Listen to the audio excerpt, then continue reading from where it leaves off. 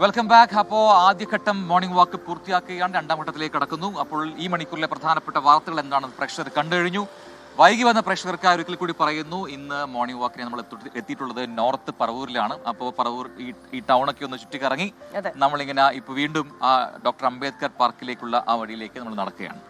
നമുക്ക് തെലങ്കാനയിലേക്കൊന്ന് പോകണം. തെലങ്കാന നാഗർകുർണൂലിലെ ടണൽ അപകടത്തിൽ കുടുങ്ങിക്കിടക്കുന്നവർക്കായി രക്ഷാപ്രവർത്തനം തുടരുകയാണ്.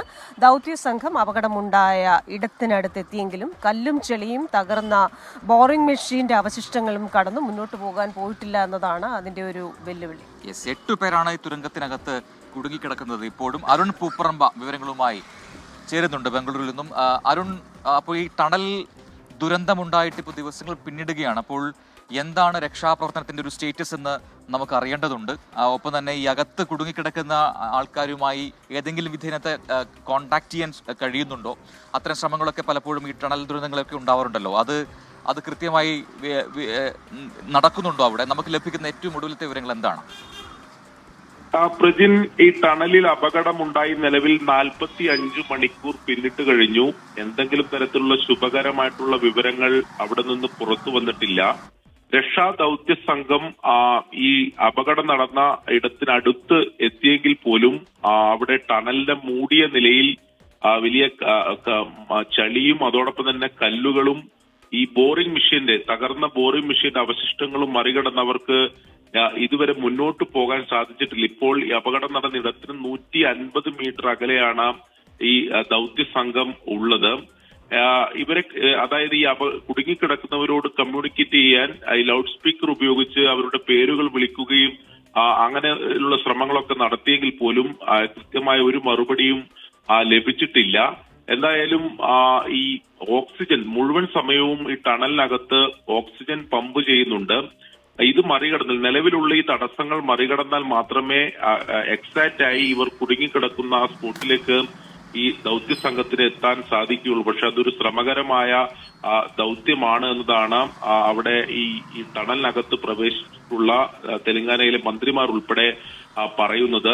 അത് ഈ പൂർണ്ണമായും ടണലിനെ മൂടിയ നിലയിലാണ് ഈ അവശിഷ്ടങ്ങളൊക്കെ ഉള്ളത്. ഇത് മറികടന്ന് വേണം മുന്നോട്ട് പോകാൻ. എന്തായാലും കൂടുതൽ സംവിധാനങ്ങൾ എത്തിക്കുന്നുണ്ട്. ഈ ടണലിനകത്ത് ഈ ഉള്ള വെള്ളത്തിന്റെ അളവ് കൂടുന്നതും ഈ രക്ഷാപ്രവർത്തനത്തിൽ പ്രതിസന്ധിയാകുന്നുണ്ട് എന്നതാണ് പറയുന്നത്. നാവികസേന ഉൾപ്പെടെയുള്ള സംവിധാനങ്ങൾ ഈ രക്ഷാപ്രവർത്തനത്തിന്റെ ഭാഗമാകുന്നുണ്ട്. ഈ വലിയ പൈപ്പുകളും മോട്ടോറുകളും ഉപയോഗിച്ചുകൊണ്ട് ഈ ചെളിയും ഈ വെള്ളമൊക്കെ നീക്കം ചെയ്യുന്നതിന് വേണ്ടിയിട്ടുള്ള ശ്രമങ്ങളാണ് ഇപ്പോൾ നടത്തിക്കൊണ്ടിരിക്കുന്നത്. പക്ഷേ ഈ 45 മണിക്കൂർ പിന്നിടുമ്പോഴും ഈ കുടുങ്ങിക്കിടക്കുന്നവരോട് കമ്മ്യൂണിക്കേറ്റ് ചെയ്യാനോ അല്ലെങ്കിൽ അവരെ കണ്ടെത്തുന്ന എക്സാക്ട് പോയിന്റിലേക്ക് എത്താൻ രക്ഷാപ്രവർത്തകർക്ക് സാധിച്ചിട്ടില്ല എന്നുള്ളത് നിരാശ തന്നെയാണ്. വരും മണിക്കൂറിൽ കൂടുതൽ സജീവമായ രക്ഷാപ്രവർത്തനത്തിലേക്ക് കടക്കും എന്ന് തന്നെയാണ് നാവികസേനയുടെ പ്രത്യേക സംഘം ഉൾപ്പെടെ ഈ ദൗത്യത്തിന്റെ ഭാഗമാവുകയും ചെയ്യും. എല്ലാ വെല്ലുവിളികളും മറികടന്ന രക്ഷാദൗത്യം ഫലം കാണട്ടെ എന്ന് തന്നെ നമ്മളും പ്രതീക്ഷിക്കുകയാണ്. പറഞ്ഞൊരു കാര്യമുണ്ട്, കോണ്ടാക്ട് ചെയ്യാൻ കഴിയുന്നില്ല അതാണ് ഒരു പ്രതിസന്ധി വന്നത്. ചേച്ചി, ഇവിടെ നമുക്ക് ഈ പെരുവാരത്ത് വന്നപ്പോൾ രാവിലെ തൊട്ട് വളരെ ആക്റ്റീവ് ആയിട്ടുള്ള കുറച്ച് സ്ഥലങ്ങളുണ്ട്. ചേട്ടാ, ഗുഡ് മോർണിംഗ്. Good morning. പേരെന്തോ? എവിടെയാ സ്ഥലം? എവിടെയാ? ഇവിടെ തന്നെ, പെരുവാരത്ത് തന്നെയാണ്. അപ്പൊ ഇപ്പൊ രാവിലെ പാലൊക്കെ വാങ്ങാൻ വന്നതാണോ? ചായ എന്നിട്ട് വേണം ചായ ഉണ്ടാക്കാൻ? ചായ ഉണ്ടാക്കിയില്ല? ഇല്ല, പോയിട്ട് വേണം ഉണ്ടാക്കാൻ. വീടടുത്താണോ? അതെ. അപ്പൊ ചെന്നാലൊരു ചായ കിട്ടാൻ സാധ്യതയുണ്ട്. നമ്മൾ വരും. ഓക്കെ ചേട്ടാ, നമസ്കാരം. നേരത്തെ വന്നിട്ട് നമ്മൾ ഇതുവഴി ഇങ്ങനെ പോയപ്പോഴേ കട തുറന്നിട്ടാണ്. എത്ര മണിക്ക് തുറക്കും രാവിലെ? എല്ലാ ദിവസവും? ഈ സമയത്ത് തിരക്കൊക്കെ ഉണ്ടാവാറുണ്ടോ? കൂടുതൽ ഈ പാലൊക്കെ വാങ്ങാൻ വരുന്ന ആൾക്കാരാണോ? പാല്, പത്രം, അപ്പൊ ചേട്ടാ, കച്ചവടം എങ്ങനെ പൊടി പിടിക്കട്ടെ, സന്തോഷമായിട്ടിരിക്കുക, നല്ലൊരു ദിവസം. ശരി. അപ്പോൾ പെരുവാരം ഈ പറയുന്നത് പോലെ ഓട്ടോ സ്റ്റാൻഡുണ്ട്. വളരെ ആക്റ്റീവായിട്ട് ഒരുപാട് ആൾക്കാർ ഇപ്പൊ പാല് വാങ്ങാനൊക്കെ ആയിട്ടേ ഇങ്ങോട്ട് വരുന്നുണ്ട്. അപ്പൊ നമുക്ക് രഘുചേട്ടന്റെ വീട്ടിൽ നിന്ന് പാല് കൊണ്ടുപോയ രഘുചേട്ടൻ ചായയൊക്കെ ഇട്ട് വെക്കും. നമുക്ക് ചായ കിട്ടും എന്നുള്ള ഒരു പ്രതീക്ഷയാണ്. ഒപ്പം തന്നെ നമ്മളൊരു കുഞ്ഞു സർപ്രൈസ് പ്രേക്ഷകരിലേക്ക് എത്തിക്കുന്നതിന് മുമ്പ് നമുക്ക് ഒരു വാർത്തയിലേക്ക് കൂടെ പോകാം. Yes. മുണ്ടക്കൈ ചൂരൽമല ദുരന്തബാധിതരെന്ന് വയനാട് കളക്ടറേറ്റിന് മുന്നിൽ പ്രതിഷേധിക്കും. പുനരധിവാസം വൈകുന്നത് അടക്കമുള്ള വിഷയങ്ങൾ ചൂണ്ടിക്കാട്ടി ദുരന്തബാധിതരുടെ ജനകീയ സമിതിയാണ് ഉപവാസം നടത്തുന്നത്. സുജിത്ത് അയ്യപ്പത്ത് അതിന്റെ കൂടുതൽ വിശദാംശങ്ങളുമായി ചെയ്യുന്നുണ്ട് വയനാട്ടിൽ നിന്നും. സുജിത്ത്, അപ്പോൾ ഇന്നിപ്പോൾ ഈ പ്രതിഷേധത്തിന്റെ ഒരു നിറം അല്ലെങ്കിൽ അതിന്റെ ഒരു രീതി മാറുന്നുണ്ട്. കളക്ടറേറ്റിലേക്ക് വരുന്നു ഈ ദുരന്തബാധിതരൊക്കെ പ്രതിഷേധവുമായിട്ട്. അപ്പോൾ അത് ജനകീയ സമിതിയാണ് നടത്തുന്നറിയുന്നു. കഴിഞ്ഞ ദിവസം മറ്റൊരു രീതിയിൽ കുടികെട്ടി സമരം നമ്മൾ കണ്ടതാണ്.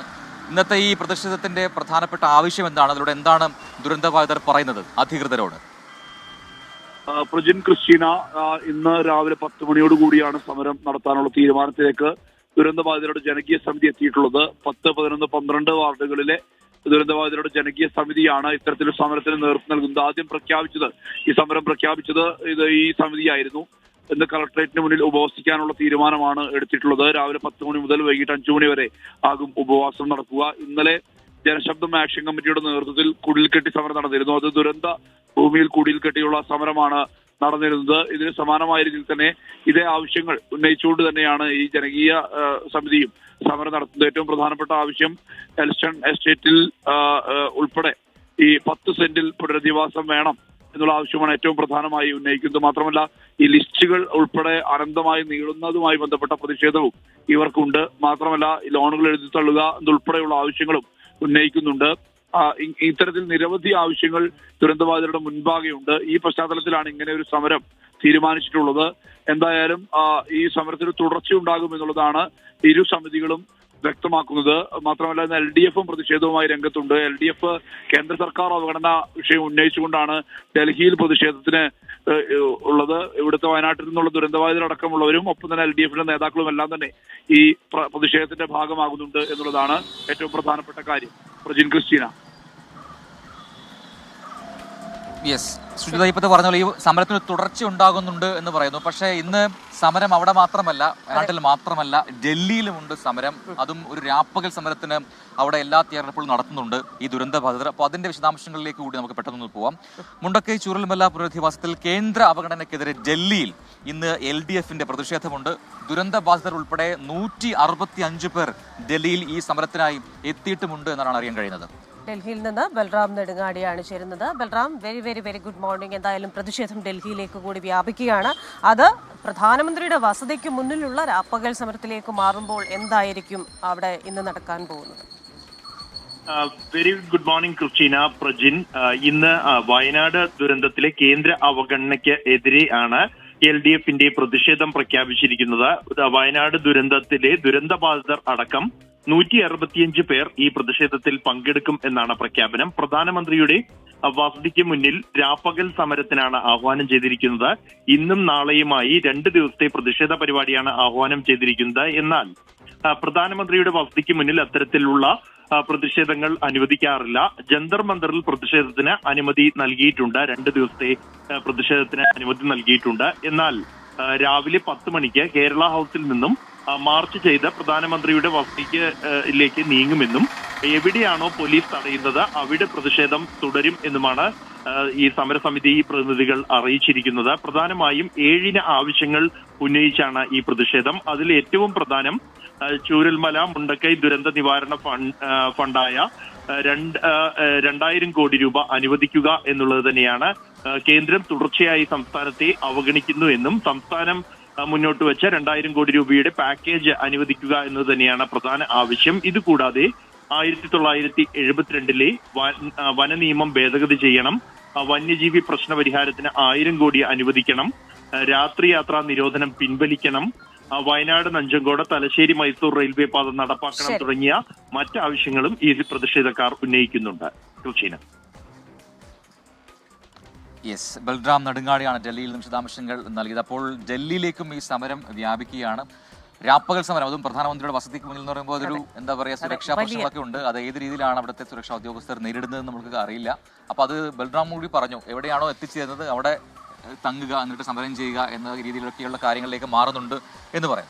അപ്പോൾ നമ്മൾ തുടക്കം മുതൽ പറഞ്ഞിരുന്ന ആ സർപ്രൈസിലേക്ക് പോവുകയാണ്. എല്ലാ ദിവസവും നമ്മളുടെ പരിപാടികൾ കാണുകയും കമന്റ് ചെയ്യുകയും ഒക്കെ ചെയ്യുന്ന ഒരാളാണ്. രാവിലെ നമ്മളെ പിന്നിൽ നിന്ന് വളരെ സ്വാതന്ത്ര്യത്തോടും സ്നേഹത്തോടും കൂടി ക്രിസ്റ്റി എന്ന് വിളിച്ചത്. അപ്പോൾ പ്രേക്ഷകർ സംശയിക്കുന്നുണ്ടായിരുന്നിരിക്കും ഇങ്ങനെ ഒരാളുണ്ടോ എന്ന്. ആ കുടുംബം നമ്മളോടൊപ്പം എത്തിയിരിക്കുകയാണ്. നമ്മുടെ സീന മുഹമ്മദ്, ഭർത്താവ്, ഒപ്പം തന്നെ നമ്മുടെ Valentino. Good morning. Good morning. ആ ക്യാമറ നോക്കി പ്രേക്ഷകരോട് പറഞ്ഞ ഗുഡ് മോർണിംഗ്. Good morning. വാലന്റീനോയുടെ പ്രായമുള്ള ഒരു എന്നോ എന്ന് പറയുന്ന ഒരു മോനുണ്ട്, നീതു എന്ന് പറയുന്ന ആന്റിക്ക്. അപ്പൊ മോനൊരു ഹായ് പറയാൻ പറഞ്ഞിട്ടുണ്ട്. അപ്പൊ എന്നോയ്ക്ക് ഒരു ഹായ് പറയോ? ഹായ്. അപ്പോ ഇനി നമുക്ക് സീന മുഹമ്മദിലേക്ക് വന്ന് എല്ലാ ദിവസവും ഏകദേശം മുഴുവൻ സമയം തന്നെ എങ്ങനെയെങ്കിലും 24-നൊപ്പം ഉണ്ടാവാറുണ്ടല്ലേ? ഇപ്പൊ രാവിലെ ഇന്നിപ്പോ നടക്കാൻ ഇറങ്ങിയാണോ? ഞങ്ങൾ ക്രിസ്റ്റി വരുന്നുണ്ടെന്ന് അറിഞ്ഞതുകൊണ്ട് തന്നെ വന്നതാണ്. സത്യം പറയാലോ, മോർണിംഗ് വാക്കാണ്. ഇന്നാണ് മോർണിംഗ് വാക്കിന് ഇറങ്ങിയത് ഈ പ്രോഗ്രാമുള്ളത്. അതെ, പ്രേക്ഷകരെ എല്ലാവർക്കും അറിയുന്ന ആൾക്കാരാണ് രണ്ടുപേരും. ഈ കുടുംബം മൊത്തം അറിയാം. കാരണം വാലന്റീനോയുടെ പേരൊക്കെ ഇടയ്ക്കിടയ്ക്ക് നമ്മൾ കമന്റ് ബോക്സിൽ വരുന്നതാണ്. അപ്പൊ എനിക്ക് തോന്നുന്നു ഇന്ന് രാവിലെ പോലും നമ്മൾ പറഞ്ഞു വാലന്റീനോയുടെ കാര്യം. അപ്പൊ കാണാൻ കുറെ വിഷമമുണ്ടായി. ഇപ്പൊ വിഷമം മാറിയല്ലോ. ശരി. ഇപ്പൊ വാലന്റീനോ കുട്ടാ, ഇന്ന് സ്കൂളുണ്ടോ? ഉണ്ട്. പോകണ്ടേ? ആ. അപ്പൊ നമ്മൾ ആദ്യമായിട്ട് കാണുമ്പോ ഞങ്ങൾ എന്തെങ്കിലും കുഞ്ഞു സാധനം കുഞ്ഞിന് തരണ്ടേ? ഹലോ. Thank you. അപ്പൊ ഇതുപോലെ കുഞ്ഞു മക്കളൊക്കെ ഉണ്ടെങ്കിൽ വഴിയിൽ വെച്ച് നമ്മൾ കണ്ടുമുട്ടുവാണെങ്കിൽ നമ്മൾ ചോക്ലേറ്റ്സും ഒക്കെ തരും. നമ്മുടെ അച്ഛനെ കൊണ്ട് നമ്മൾ പെട്ടെന്ന് വാങ്ങിപ്പിച്ചാണ്. അപ്പൊ മിടുക്കനായിട്ട് വരിക. Thank you so much. വീട്ടിൽ വന്ന ഒരു ചായയൊക്കെ കിട്ടുമോ? അടുത്ത് തന്നെയാണോ? അപ്പൊ ഇവരാണ് നമ്മളുടെ ഈ അംബേദ്കർ പാർക്കിന്റെ കാര്യം പലപ്പോഴും കമന്റുകളിലൂടെ പറഞ്ഞിട്ടുള്ളത്. അങ്ങനെ 15 മിനിറ്റ് കഴിഞ്ഞാൽ ഷോ കഴിയും. പ്രത്യേകം വീട്ടിലേക്ക് നമ്മൾ വരുന്നുണ്ടോ? അപ്പൊ ശരി, താങ്ക് യു സോ മച്ച്. നമുക്ക് അടുത്ത വാർത്തയിലേക്ക് പോവാം. അപ്പൊ നമ്മുടെ പ്രിയപ്പെട്ട പ്രേക്ഷകരൊക്കെ നേരിൽ നമുക്ക് കാണാൻ കഴിയുന്നുണ്ട് എന്നുള്ളതാണ് സന്തോഷം. ഇതുപോലെ ഞങ്ങൾ വരുന്ന ഏരിയയിലൊക്കെ നിങ്ങളുടെ വീട് ഉണ്ടെങ്കിൽ വരിക, നമുക്ക് ഒരു ചായയൊക്കെ കുടിക്കാൻ അവിടെ വരാം. ഇതൊക്കെയല്ലേ ഒരു സന്തോഷം, നമുക്ക് കാണാം. അപ്പോ അടുത്ത വാർത്തയിലേക്ക് പോകാം അല്ലെ? ഇന്ന് നേരത്തെ പറഞ്ഞ തദ്ദേശ വാർഡുകളിലേക്ക് ഇന്ന് ഉപതെരഞ്ഞെടുപ്പ് നടക്കുന്നുണ്ട്. 28 വാർഡുകളിലാണ് ഇന്ന് ഉപതെരഞ്ഞെടുപ്പ് നടക്കുന്നത്. രാവിലെ 7 മുതൽ വൈകിട്ട് 6 മണി വരെയാണ് വോട്ടെടുപ്പ്. അത് കാസർഗോഡ് ജില്ലയിലെ മടിക്കൈ പഞ്ചായത്തിലെ കോളിക്കുന്ന്, കയ്യൂർ ചിമനി പഞ്ചായത്തിലെ പള്ളിപ്പാറ വാർഡുകളിലെ സ്ഥാനാർത്ഥികൾ നേരത്തെ തന്നെ എതിരില്ലാതെ തെരഞ്ഞെടുക്കപ്പെട്ടിരുന്നു എന്ന വാർത്ത കൂടി അനുബന്ധമായി വായിക്കേണ്ടതാണ്. തിരുവനന്തപുരത്ത് നിന്നും വാർത്തയുടെ വിശദാംശങ്ങളുമായി ചേരുന്നത് വി ജയശങ്കറാണ്. ജയശങ്കർ, ഇന്ന് 28 തദ്ദേശ വാർഡുകളിലേക്കുള്ള ഉപതെരഞ്ഞെടുപ്പ് നടക്കുമ്പോൾ എന്തൊക്കെയാണ് അവിടെ നിന്ന് നൽകാനുള്ള വിവരങ്ങൾ? Christina, good morning. എന്തായാലും ഉപതെരഞ്ഞെടുപ്പ് നടക്കുകയാണ്. പക്ഷേ ഇത് രാഷ്ട്രീയപരമായി പഞ്ചായത്തുകളിൽ, തദ്ദേശ സ്ഥാപനങ്ങളിൽ മുന്നണികളെ സംബന്ധിച്ച് ഇത് വലിയ പ്രതിഫലനം സൃഷ്ടിക്കില്ല. സാങ്കേതികമായി ഒഴിവന്ന സ്ഥാനങ്ങളിലേക്കാണ് ഇപ്പോൾ തെരഞ്ഞെടുപ്പ് നടക്കുന്നത്.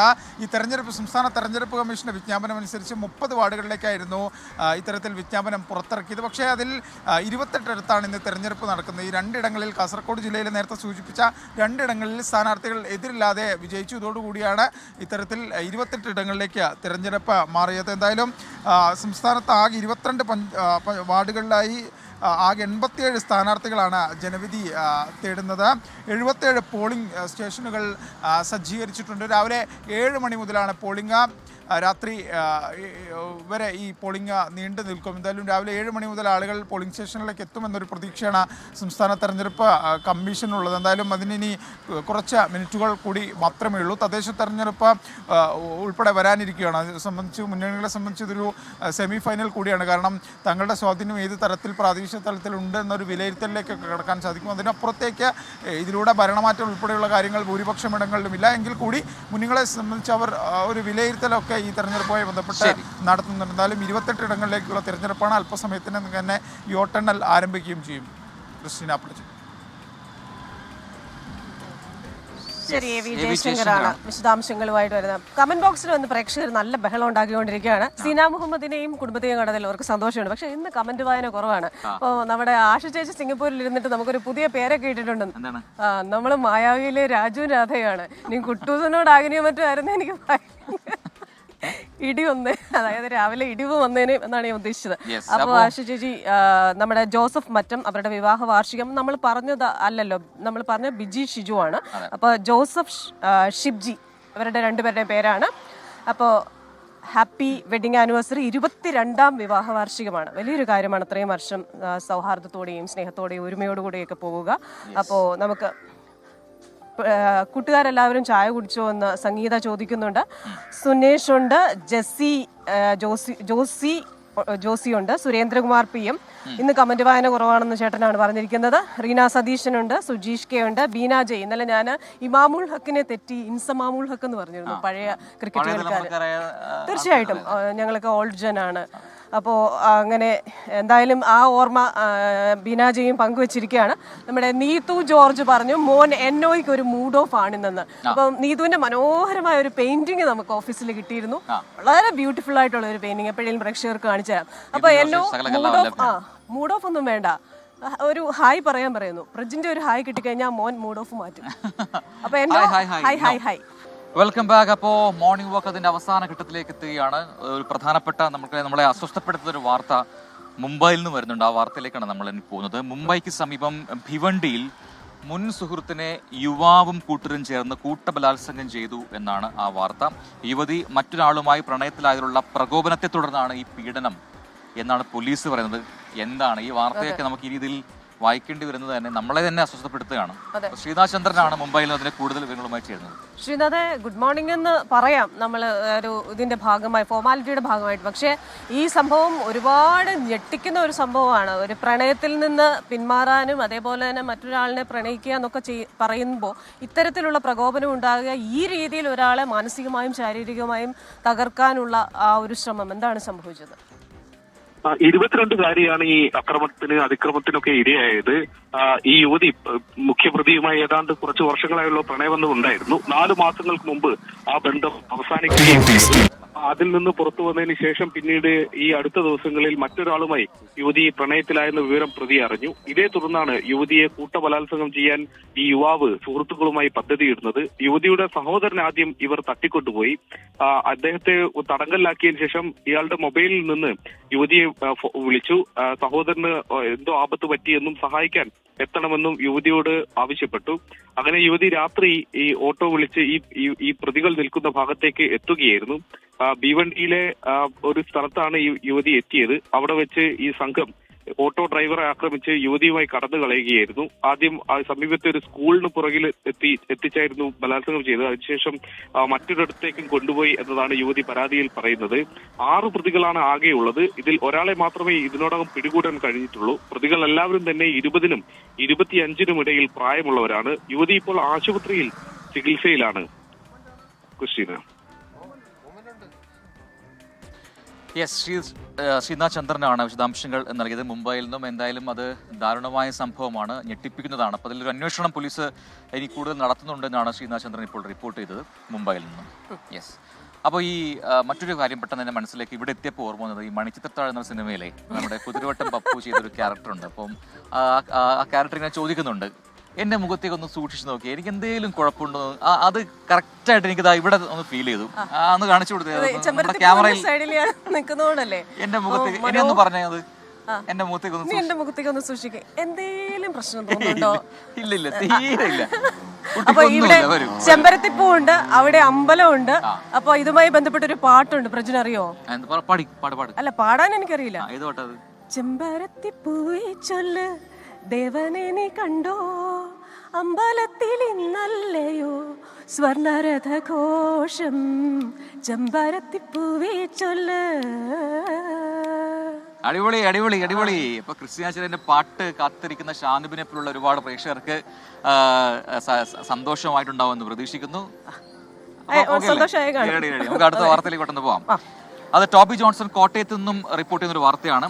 ചാനൽ ചർച്ചയ്ക്കിടയിൽ വിദ്വേഷ പരാമർശം നടത്തിയ കേസിൽ PC ജോർജ് ഇന്ന് പോലീസിന് മുൻപാകെ ഹാജരാകുന്നുണ്ട്. ഹൈക്കോടതി ജാമ്യം നിഷേധിച്ചതോടെ 11 മണിയോടെ ഈരാറ്റുപേട്ട പോലീസ് സ്റ്റേഷനിലോ പാല DYSPക്ക് മുൻപാകെയോ ഹാജരാകാനാണ് ഇപ്പോഴത്തെ നീക്കം. വിശദാംശങ്ങളുമായി ടോബി ജോൺസൺ ആണ് കോട്ടയത്ത് നിന്ന് ചേരുന്നത്. ടോബി, ഇന്ന് PC ജോർജ് ഹാജരാകുമോ ഇല്ലയോ? ഇനി ഹാജരായാൽ അറസ്റ്റ് ഉണ്ടാകുമോ?